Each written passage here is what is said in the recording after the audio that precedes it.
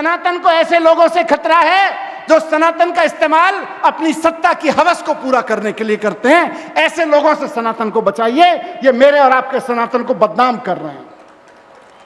ये सनातन के गद्दार हैं जो लोग अपनी सत्ता की हवस में नफरत का कारोबार चलाते हैं, जो लोग अपनी सत्ता की हवस में लूट खसूट का कारोबार चलाते हैं, जो भारत की चिंता नहीं करते, अमेरिका के कहने पर भारत की सेना को चुप बैठा देते हैं, वो सनातन के दुश्मन हैं।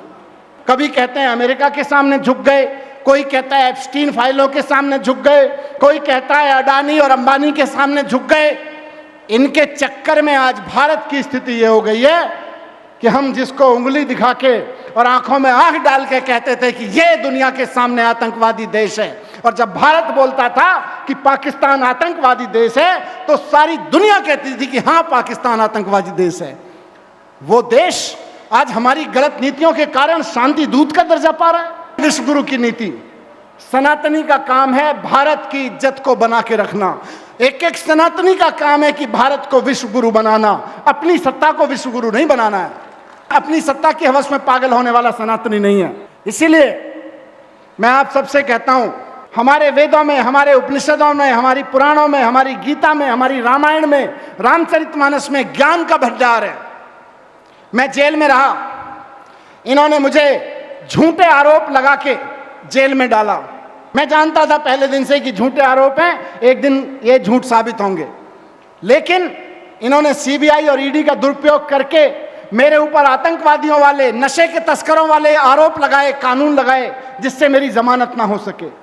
मैं 18 महीने जेल में रहा, एक छोटी सी कोठरी में 18 महीने, सिर्फ इसलिए कि मैं दिल्ली में स्कूल बना रहा था, पंजाब में स्कूल बनने लगे थे, पंजाब में आम आदमी पार्टी की सरकार बन गई थी, हिमाचल में बनने वाली थी, गोवा में आम आदमी पार्टी के एमएलए आ गए थे, गुजरात में आम आदमी पार्टी के एमएलए आ गए थे, दिल्ली के काम से जनता खुश थी, 3 बार सरकार बना दी थी, पंजाब में दिल्ली के केजरीवाल जी के और भगवंत मान के काम से जनता खुश थी।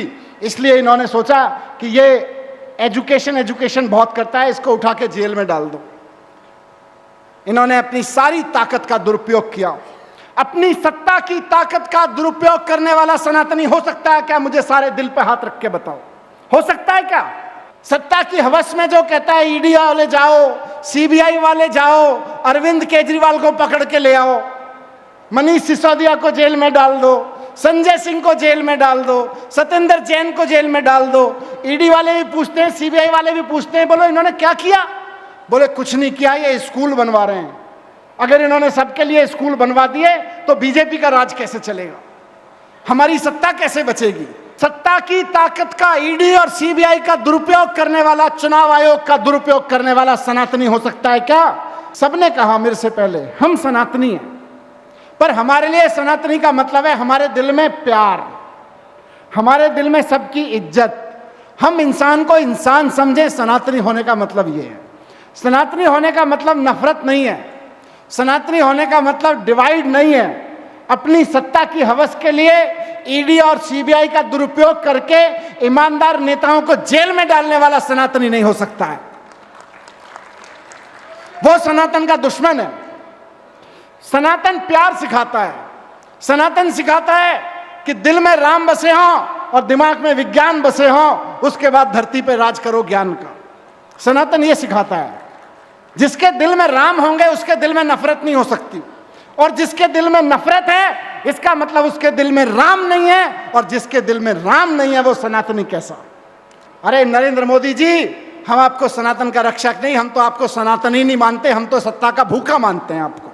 मैंने जितना वेद, उपनिषद, गीता, रामायण, रामचरितमानस जितना पढ़ा, उतना मुझे लगा कि यार क्या विज्ञान लिखा है हमारे ऋषियों ने, क्या वैज्ञानिक खोज की थी हमारे ऋषियों ने। वो सारी वैज्ञानिक खोज का नाम सनातन खोज है, वो सनातन परंपरा है। आज हम अपने बच्चों को स्कूल में पढ़ा रहे हैं, कभी बच्चों की किताब उठा के देखिए, क्वांटम साइंस में जो चीज आज अमेरिका और यूरोप का वैज्ञानिक कह रहा है, वो बात हमारे वेद में लिखी हुई है, वो बात हमारे उपनिषद में लिखी हुई है।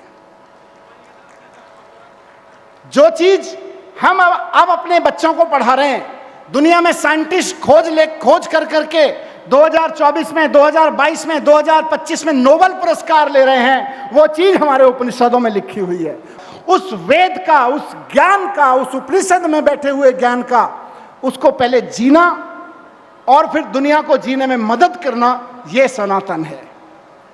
दूसरों के खेत छीन लेना, दूसरों के राज्य छीन लेना, चुनी हुई सरकारों को गिरा देना, एमएलए खरीद लेना, एमएलए खरीद के सरकारें गिरा देना, किसी को पहले ईडी का नोटिस भेजना और वो जब बीजेपी में शामिल हो जाए तो उसको कहना हाँ जी पहले ये बेईमान था, अब ईमानदार हो गया।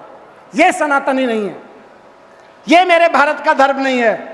मेरे भारत का धर्म है प्रेम फैलाओ, ज्ञान फैलाओ, वेद को पढ़ो और जियो, उपनिषद को पढ़ो और जियो, और बाकी सबको जीने में मदद करो। उनके जीने में आपदा मत बनो, उनके जीने में आफत मत बनो।